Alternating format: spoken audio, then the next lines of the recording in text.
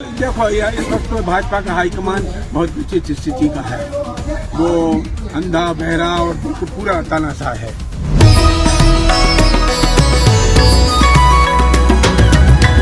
नमस्कार, मैं हूं संजीव श्रीवास्तव। आप देख रहे हैं 4 PM मध्य प्रदेश।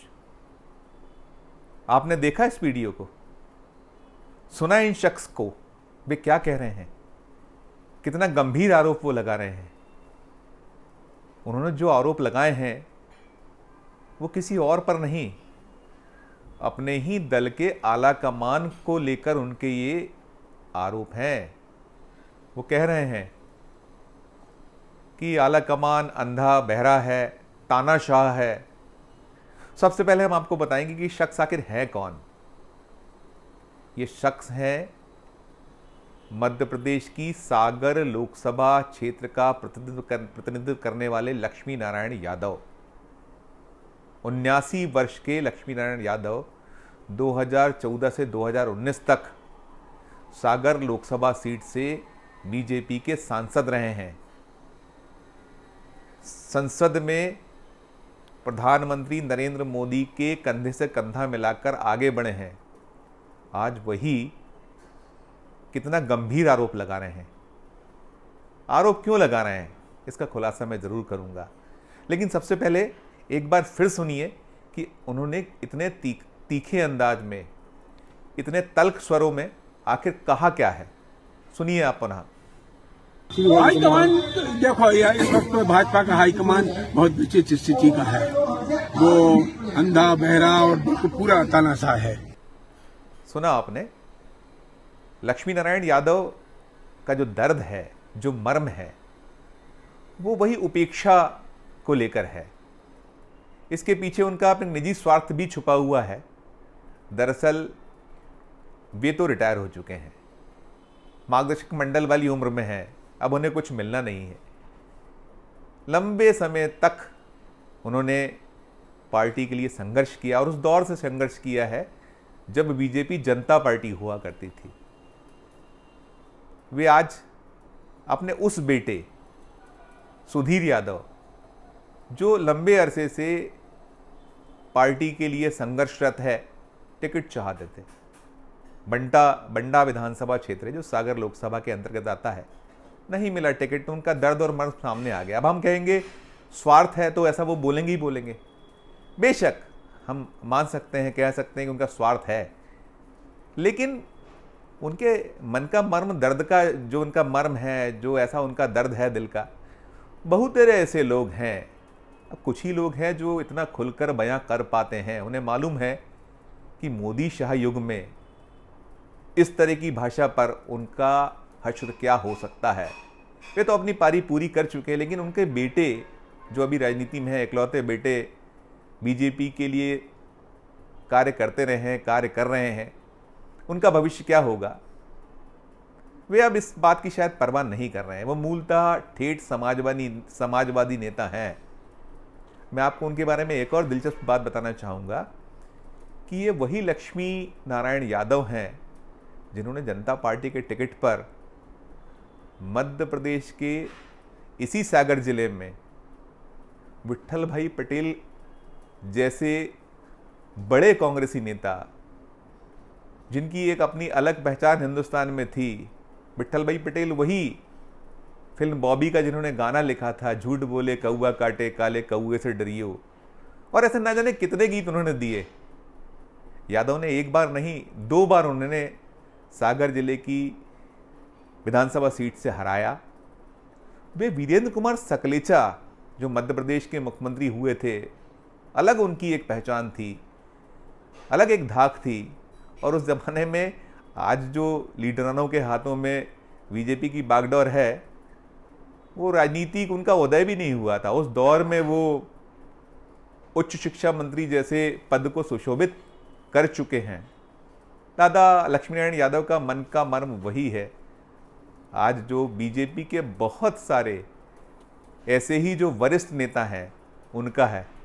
आपको ध्यान होगा, इसी भोपाल में राज्यसभा के पूर्व सदस्य, बीजेपी के बड़े लीडरों में कभी शुमार होने वाले, जिन्होंने जनसंघ के दौर में काम किया, भाजपा के जो पितृ पुरुष कुशबू ठाकरे के कंधे से कंधा मिलाकर बीजेपी को बीजेपी बनाने का प्रयास किया, 2 से 89 और 89 से आज 303 तक पहुंची यदि बीजेपी है, तो ऐसे ही तपे मजे नेताओं का योगदान उसमें है।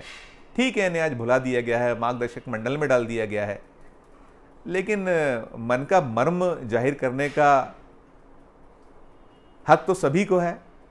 और एक संयोग हम इसे कह सकते हैं कि मध्य प्रदेश में जो आवाज़ें उठी हैं, आप ध्यान करिए, महिला आरक्षण बिल जो प्रधानमंत्री मोदी लेकर आए हैं, जिसको लेकर वो अपना काफ़ी स्वयं के हाथों स्वयं की पीठ थपथपाते हैं, वो कहते हैं कि हम कितने बड़े पैरोकार हैं, तमाम उनकी तरफ से दावे होते हैं।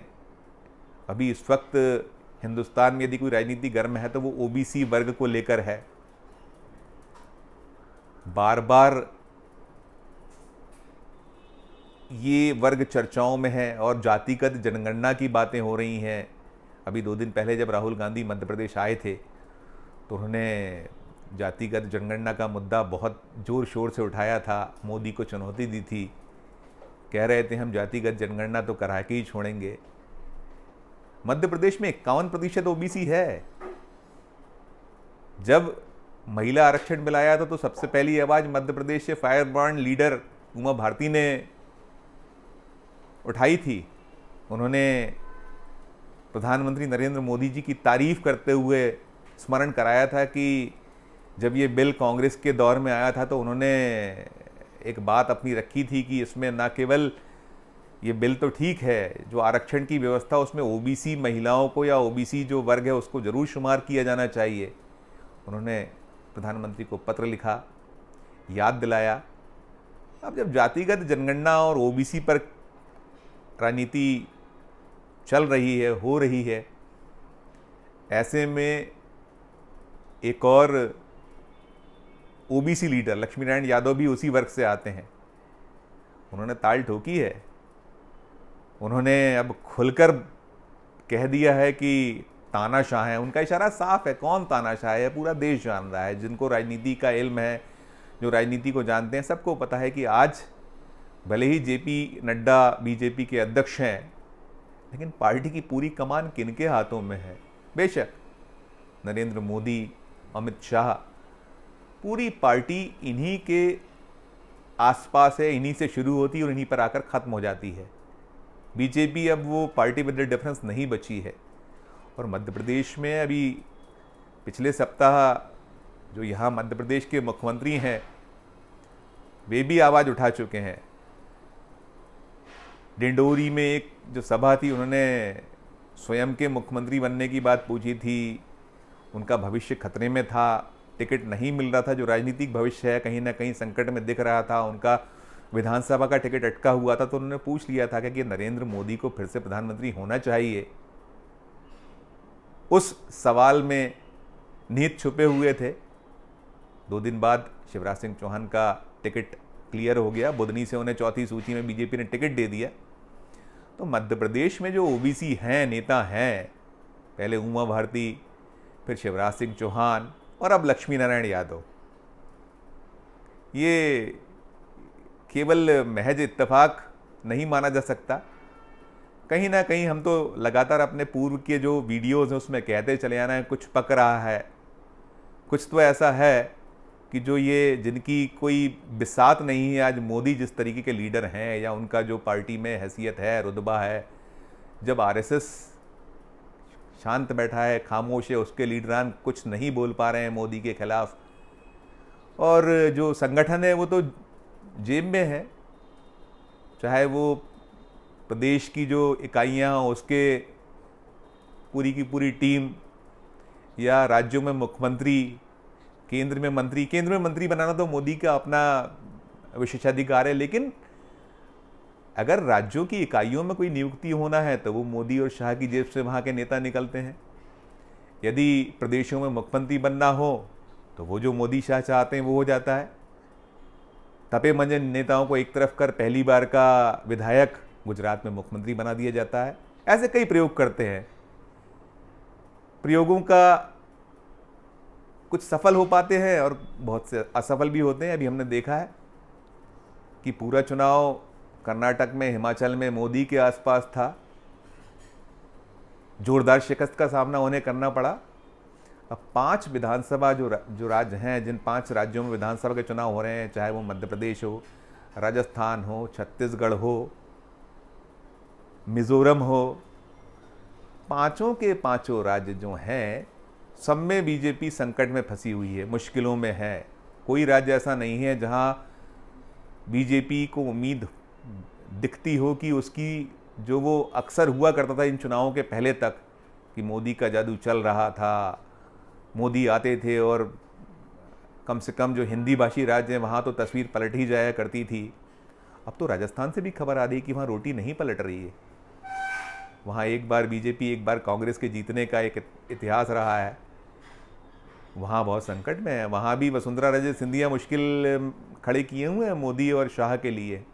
जब वहाँ अमित शाह जाते हैं तो वो आँख नहीं मिला पाते हैं वसुंधरा राजे सिंधिया से। वसुंधरा राजे सिंधिया बहुत तपी मंजी नेता है, लेकिन आज उपेक्षित है।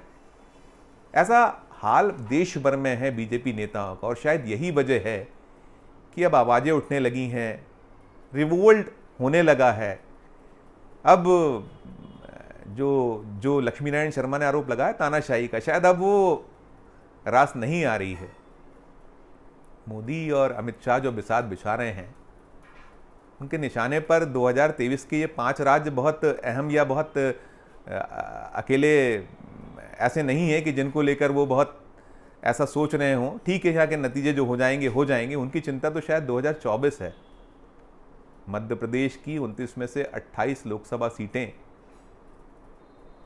बीजेपी के पास 2019 में थीं। राजस्थान में पूरी की पूरी सीटें थीं। यही हाल छत्तीसगढ़ में था। तेलंगाना में भी पिछले चुनाव में ठीक ठाक प्रदर्शन बीजेपी करके आई थी सीटों का, भले ही बहुत वो नहीं रहा था। लेकिन अब खासकर जो ये मध्य प्रदेश, राजस्थान और छत्तीसगढ़ है, ये बेहद बेहद अहम है। और इन सब के बीच मध्य प्रदेश से जो आवाज़ें उठ रही हैं, वो आवाज़ें शायद ठीक नहीं लगती हैं। मुझे लगता है कि अब नेता ठान रहे हैं कि अब और अपमान बर्दाश्त नहीं करेंगे, अब और जुल्म ज्यादती। लक्ष्मीनारायण यादव का तो जो भाव है वो यही बता रहा है। वो साफ कह रहे हैं कि अंधा और बहरा कह रहे हैं वो अपने आला कमान को। तो बगावत के बिगुल जो हैं वो उसके सुर तेज हो चले हैं, तेज हैं। मुझे लगता है ये वक्त है चेत जाने का। शायद अभी जो मध्य प्रदेश में विधानसभा उम्मीदवारों की जो चौथी सूची आई, उसको देखकर ऐसा लगा है कि शायद जो आवाज़ें उठ रही हैं उसको दिल्ली ने महसूस किया है, आला कमान ने महसूस किया है, उसके कानों तक वो गूंज हो गई है। कुछ संभले हैं शायद, लेकिन कठिनाई तो पैदा हो रही हैं। और आगे ये क्या रूप लेंगी जो आवाज़ें हैं, इसके सुर और कितने तेज होंगे। बूंद बूंद से घड़ा भरता है। मैं अकेला ही चला था जानिबे मंजिल, मगर लोग मिलते गए, कारवां बढ़ता गया। कहीं बीजेपी में आगे ऐसा दृश्य पैदा तो नहीं होने वाला है। देखिए क्या होगा, वक्त बताएगा। आज के इस वीडियो में सिर्फ इतना ही। हमारा ये चैनल नया है, इसे लाइक कीजिए, सब्सक्राइब कीजिए, हमारी हौसला अफजाई कीजिए, हमारी खबरों को आगे बढ़ाते रहिए और देखते रहिए 4 PM Madhya Pradesh, 4 PM national, 4 PM अन्य राज्यों के चैनल। धन्यवाद, नमस्कार।